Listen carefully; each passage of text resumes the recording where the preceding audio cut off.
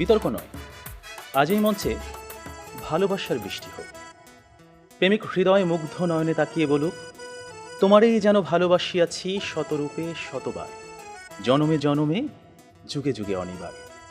হে দেবী, হে প্রিয়তমা, তুমি আমার ঘর, তুমি আমার বাড়ি, জন্মাবধি তুমি ছিলে আমার শখের নারী। কখনো তোমায় পেয়েছি, কখনো হারিয়েছি, তবুও ভালোবেসেছি। বিশ্ব সংসার তন্ন তন্ন করে খুঁজে এনেছি 108টি নীলপদ্ম। হয়তোবা তবুও কথা রাখনি তুমি। প্রেমিকের প্রেম তবু কমেনি। প্রেমিক হৃদয় জানে এবং বিশ্বাস করে প্রেম নিঃস্বার্থ, প্রেম সকল হিসেবের ঊর্ধ্বে। কিন্তু বিয়ে, বিয়ে মানেই সংসার, সংসার মানেই বাজারের ফর্দ, সেই সাথে বিদ্যুৎ বিল, গ্যাস বিল, পানি বিল, বাড়ি ভাড়া সহ অনেক হিসেব। প্রেমের সাথে হিসেব শব্দটি বেমানান। একজন প্রেমিককে হতে হয় উন্মাদ, বেহিসেবি, পাগল, যাকে প্রেমিকা রোজ একবার করে বলবে, এই তুমি না একটা পাগল। আর প্রেমিক মিষ্টি করে বলবে, হ্যাঁ তোমার জন্যই পাগল। এই খুনসুটিগুলো বাজারের ফর্দ হাতে নয়, কারেন্ট বিলের কাগজ হাতে নয়, এগুলো বরং গোলাপ হাতেই সুন্দর। আর তাই প্রেমটা বিয়ের আগেই জমে। একজন প্রেমিকের থাকে দেখা না পাওয়ার কষ্ট, থাকে হৃদয়ের উত্তাল আবেগ। তাই বৃষ্টি কিংবা জ্যোৎস্নার রাতে যখন প্রেমিকার মন ভালো নেই কিংবা যখন কিচ্ছু ভাল লাগে না, তখন প্রেমিকের থাকে নানা আয়োজন। মেসেঞ্জার কিংবা হোয়াটসঅ্যাপের ভিডিও কল থাকে উত্তাল, আমার জান, আমার জানটুস, আমার ময়না, আমার টিয়া, আমার হেঁটুস, থাকে কত রকমের সম্বোধন। রাত গভীর হয়, ওরা জেগে থাকে। শহর ঘুমিয়ে যায়, ওরা ঘুমায় না। ওদের কণ্ঠে থাকে গান, বুকে থাকে ছন্দ। কমলাবরণ মুক্তি তোমার, চাঁদের মতন হাসি, সত্যি করে বলছি আমি তোমায় ভালোবাসি। পান্তা ভাতে কাঁচামরিচ, গরম ভাতে ঘি, তোমার সাথে প্রেম করিতে আমার লজ্জা কি। অথচ বিয়ের পর হাজারো হিসেবের ভিড়ে পদ্য, কবিতা, ছন্দ সব যায় উড়ে। আপনারাই বলুন, এইভাবে কি কখনো প্রেম জমে? বিয়ে নামক একটা ঠুনকো শব্দ কখনোই কিন্তু প্রেমের বিশালতায় বাধা হতে পারে না।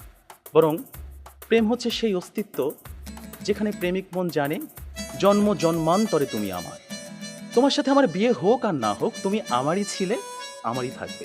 হুমায়ুন আহমেদ বলেছেন, যে প্রেম যত গোপন সেই প্রেম তত গভীর।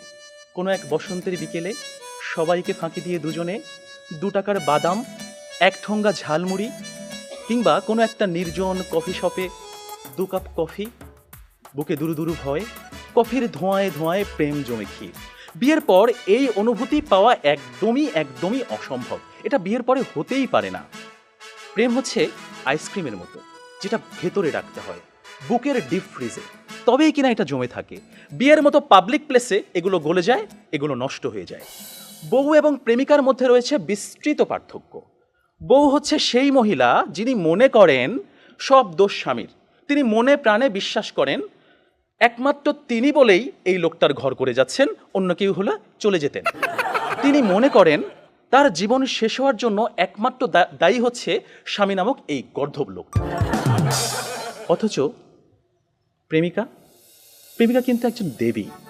প্রেমিকা হচ্ছে কোমলমতি সেই নারী যার মুখ অবয়বে থাকে শান্তির দ্যুতি। বিয়ের আগে প্রেম জমে, বিয়ের পর প্রেম কমে, এটি নিয়ে বিতর্ক হতেই পারে না। এটি তো দিনের আলোর মতো সত্যি। কারণ প্রেম হয় প্রেমিকার সাথে, বউয়ের সাথে হয় সংসার।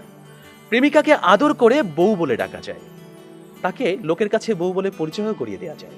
কিন্তু কখনো বউকে কি শুধুমাত্র প্রেমিকা বলে লোকের কাছে পরিচয় করে দেওয়া সম্ভব? সাহস আছে আপনাদের? সর্বনাশ হয়ে যাবে, ভাত বন্ধ হয়ে যাবে। সুতরাং বিয়ে নামক একটি ঘটনার পর প্রেমিকাই থাকে না। যেখানে প্রেমিকাই থাকে না, সেখানে প্রেম জমবে কিভাবে? সেখানে প্রেম কমবে, প্রেম হারিয়ে যাবে। আবার প্রেমিকের দেয়া 2 পয়সার আলতা, কাঁচের চুড়ি কিংবা সস্তায় কেনা শাড়ি, এগুলো প্রেমের সময় প্রেমিকার কাছে থাকে আদরের, থাকে ভালোবাসার, থাকে যত্নের। কিন্তু বিয়ের পর বউয়ের কাছে এগুলো হয়ে যায় চোখের বিষ। একজন সত্যিকারের প্রেমিকের প্রেমের উপন্যাসে বিয়েই কখনো শেষ পৃষ্ঠা হয় না।